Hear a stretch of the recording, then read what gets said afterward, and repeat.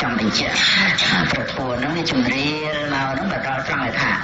បើមិនឲ្យយើងប្រឹងទៅរកទីពឹងក្នុងរបស់ខាងក្រៅទេតើត្រូវធ្វើម៉េច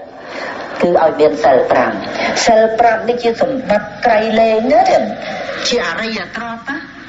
យើងគិតតែពីរឿងរលុយរលេបរយោរកេរឈ្មោះប៉ុន្តែអត់មានសិល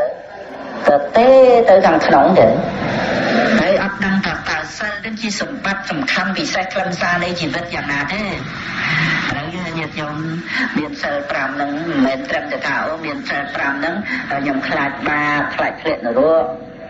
ខ្ញុំមានសិល5ហ្នឹងគឺដើម្បីឲ្យខ្ញុំទៅកើតឋានសួគ៌មិនមែនគ្រាន់តែរឿងហ្នឹងទេរឿងហ្នឹងជាអានិសង្សទេតែរឿងប្រយោជន៍ដែលត្រូវឃើញច្បាស់ក្នុងបច្ចុប្បន្នហ្នឹងគឺសម្បត្តិដែលយើងត្រូវរកបានជាខាងក្នុងដែលជាទីពឹងខាងក្នុងចឹង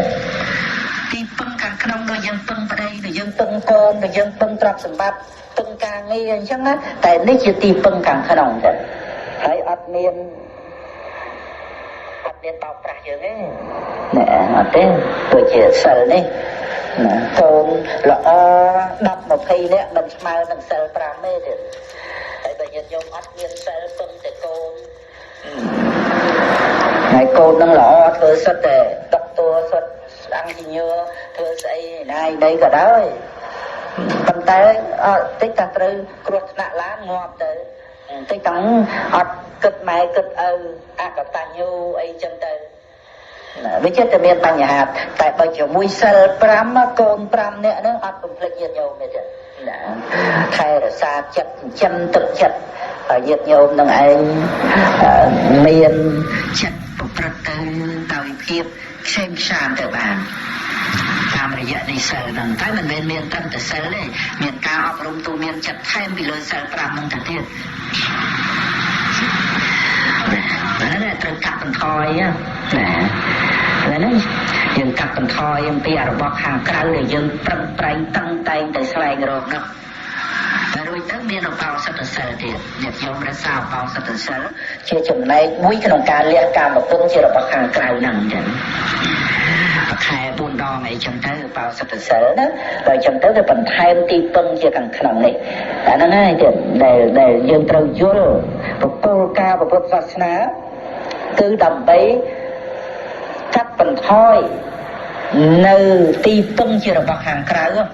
ដែលយើងតែងតែផ្ញើសេចក្តីសុខរបស់យើងជាមួយនឹងរបស់ខាងក្រៅតែឥឡូវយើងមកផ្ញើសេចក្តីសុខជាមួយនឹងធัวជាខាងក្នុងវិញ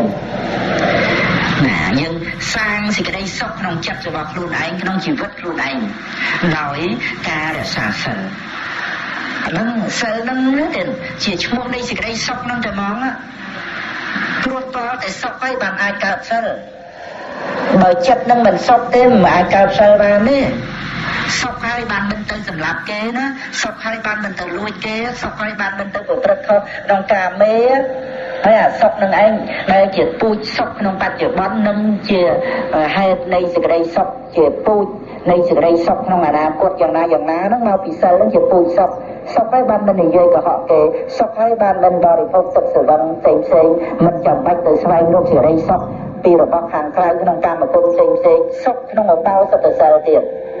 សុខហើយណាបានជាមិនទៅធ្វើនៅអំពើឆ្លាប់ឆ្គងផ្សេងជាខាងក្រៅហ្នឹងញាតិញោមត្រូវចាំ